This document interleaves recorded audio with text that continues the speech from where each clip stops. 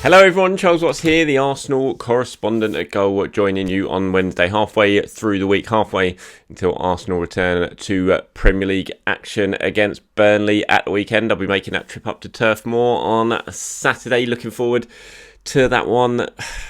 Always a weird game up there, isn't it? They've got real hatred for Arsenal, Burnley. The press box right in the middle of the Burnley fans, and you really get a sense of just how much they dislike Arsenal. It goes back to the Wenger days, I think. And everything Arsenal do annoys them.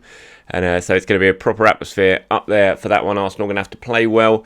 We'll speak about that game a little bit later on in this video. Look at some sort of early team news and a couple of the decisions facing Mikel Arteta, one in particular, in terms of whether he plays a back four or a back three to deal with the aerial ability of Burnley. But a few things to talk about before that. I thought I'd talk a little bit to start just about, this is the first week now that Arsenal, the first week of European football, the opening fixtures of European football for 25 years that Arsenal haven't been involved in. Obviously we saw Man United lose last night over in Switzerland to Young Boys, which was always funny, especially when they lose it in at the last minute the way they did with that back pass from Jesse Lingard. Weird performance from Man United last night, and he had 2 shots in the entire game, none after 25th minute.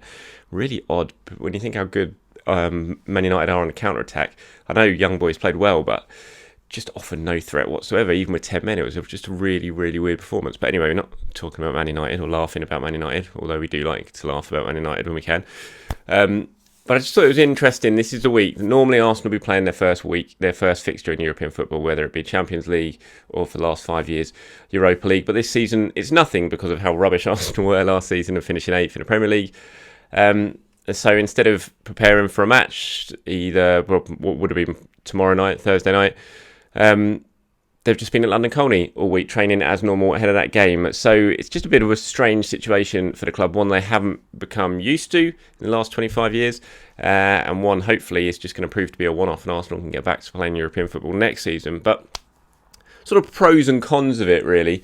I've heard the argument, look, Arsenal aren't in Europe, that's going to help them in the Premier League. Chelsea did it in 2016-17, went on and won the title. Leicester won the title and all that. I don't really buy into it. I mean, look, there's definitely pros and cons to it. There's, Mikel, in terms of the pros, you got Mikel Arteta. He's going to have plenty more time on the training ground with his players, not having to worry about travelling off to far-flung places in Europe and not really being able to work tactically on anything during the week because it's just constantly, you got your match head on, you're preparing for one match, that's out the way, you're travelling, you get back, you prepare for another game on a Sunday, you probably have one training session.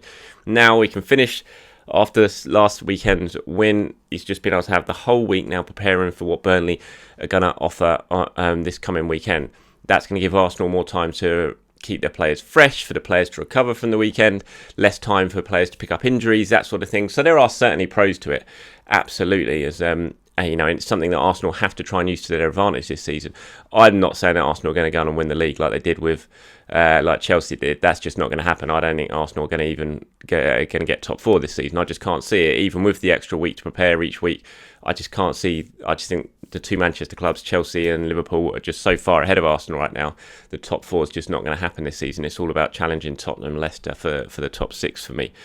But it is certainly going to help with that, because Leicester and Tottenham have got the European football on Thursday nights this season to worry about and to focus on. So Arsenal have got to use that to their advantage 100%. So there are definitely pros to it, but there's absolutely cons to it. I mean, financially, we know that, yes, Europa League doesn't bring in the sort of money that Champions League did. I think when they got to the final, Arsenal brought in about £35 million when they got to Baku. And that's not game-changing money for Arsenal by any means. And the fact they're not in it this year it's not going to bankrupt them. As we saw, they've just spent more money this summer than they have done ever in the previous history of the club. So the fact they're not in Europe, yes, financially it is a bit of a hit, but it's not an absolute disaster certainly if they'd been used to Champions League money, then suddenly they're not in it at all, then that's almost £100 million loss. But the fact it's less than that, it's manageable, put it that way. But it is certainly a con.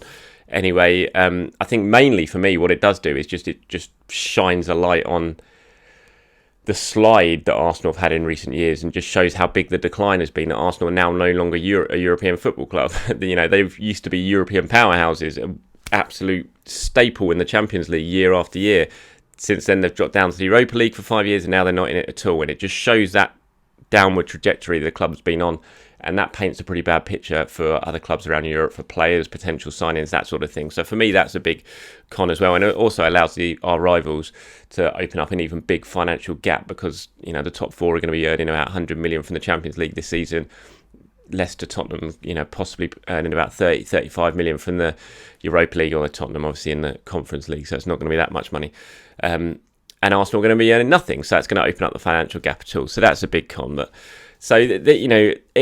There are pros and cons about it, but for me personally, my view on it is that there's no way it can be a good thing that Arsenal aren't in Europe. I'm not having this whole thing. Oh, it's great for one season we can focus on the Premier League. For me, that's just like, nah, I'm not having it. It's for Arsenal have to be in Europe. They're as I said, they're a European powerhouse. We didn't leave that place. I can't even point to it. They didn't leave that glorious place behind me in that picture there to come to the Emirates to not even have European football served up week after week. So for me, there's no good that can come from Arsenal not being in Europe. So they have to sort that self out this season and make sure they're back there next year. Jack Wilshere has been talking again. This is quite an interesting one now. There's been a bit of sort of to-ing and throwing in the media between Jack Wilshere and Mikel Arteta. Now, we saw Jack Wilshere's comments it's probably about a week ago now, wasn't it? Or maybe just over a week ago, talking about how he's struggling to find a club, how he's struggling to deal with the whole situation. And, it was a really sad interview to see. He did a brilliant interview with David Ornstein over The Athletic. And then Mikel Arteta replied to that last week, saying when he was asked a question about the interview and Jack's thoughts, and Mikel said that, look, the door was always open for him at Arsenal if needed. Then we saw Jack yesterday reply to that while speaking on Sky Sports, saying that he loved hearing those words. He said, to hear a manager who I played with, who I had a good relationship with, who I really enjoyed playing with him, sharing the dressing room with him, to hear him come out and say the door is always open is nice. And then he was also asked, are you going to try and take him up on that offer? He said, it can only help me being around good players, training with world-class players as well. Just being in a team environment is something I'm interested in. I'm sure that I'll have a conversation with someone at the club over the next couple of days.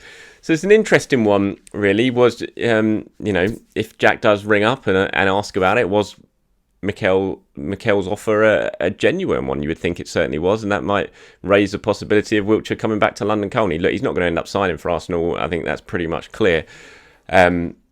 But to get him back on his feet while he's not got a club, I think no Arsenal fan is going to complain if Jack Wilshere turns up at London Colney and starts training with the team, because we all love Jack Wilshere. I mean, he's just been one of my favourite players for the last decade. It's such a shame what's happened to him. And I saw that interview with David Ornstein and I just felt horrible watching it. So I'd have absolutely no problems with seeing Jack come back to the training ground, join in the training sessions, keep himself fit while he tries to find himself another club. I still can't believe he hasn't got another club. I don't understand that. It's not like he had a bad spell when he was at Bournemouth last season. He played fine for them. I don't see how he's not playing either in a lower sort of Premier League side at the moment, proving the fitness, or certainly in the Championship side.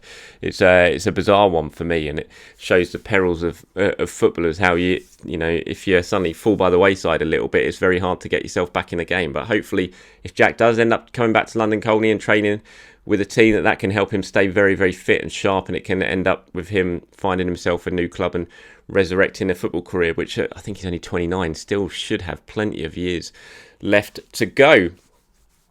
Okay, so let's talk about Burnley quickly. Like I said, halfway through the week for that. In terms of team news for it, obviously no Granit Xhaka. He is still suspended. Ainsley Maitland-Niles is a slight doubt after limping off at the weekend. Tomiyasu went off. He's kind of hobbling away, but Mikel Arteta saying after the game that he only had cramps, so you would think Tomiyasu will certainly be fit and available, which will be very, very important given his height and his ability in the air when it comes to dealing with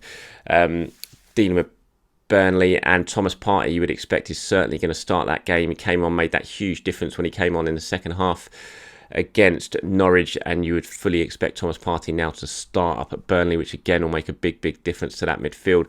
Arsenal probably partnered by Sambi Lokonga, you would say, who I thought was very impressive as well in the win against Norwich. So that's the team news we have for now. We're speaking to Mikel Arteta tomorrow. I think it's 1 o'clock his press conference, so Arsenal will be putting out a team news update before that. We'll get the very latest on all of them ahead of that game at Turf Moor.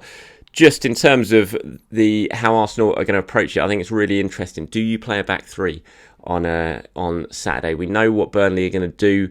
We know how they're going to look to target Arsenal. They're going to whip in constant crosses into the box through like Dwight McNeil, people like that, and they're going to be looking for Chris Wood and looking to dominate that aerial to sort of route in the air in the penalty area. So do you play a back three? Do you just stick with a back four, and then you've got Ben White, who's not the best in the air, we know that, and Gabriel, or do you give White a little bit of protection and go with a back three, potentially play Tomiyasu as a right-sided centre-back, or just a normal centre-back, keep Ben White on the right, and then you have Gabriel on the left. It gives you a little bit more ability in the air, and then you could play Ainsley Maitland-Niles as a wing-back, and Kieran Tierney on the opposite flank, have Lokonga and Partey in front of you, and then whoever up front, Smith Rowe, Saka, Odegaard, whoever, two of those three floating behind Pierre-Emerick Aubameyang. It's a big call for Arteta to make this one. I think he's going to seriously consider it, because he's going to know exactly what Burnley are going to do and the areas they're going to try and target. So I think it's going to be really interesting to see what Arsenal do. Do they stick with the back four? Do they go 4-2-3-1? Do they play with a 4-3-3 that we saw they end the second half against Norwich with? Or do you really shake things up, think about what Burnley are going to do, and potentially add a little bit of extra security, extra bit of height to the central area, and play with a back three? All options are available to Mikel Arteta. Going to be interesting what he does. Please let me know what you think, as always, in the comments below. Always enjoy reading them. Hit that like button, subscribe if you want, and I'll continue to try and bring you all the latest Arsenal news, views and opinions as we progress into the season. Until next time, everyone, have a very good day. Enjoy yourself.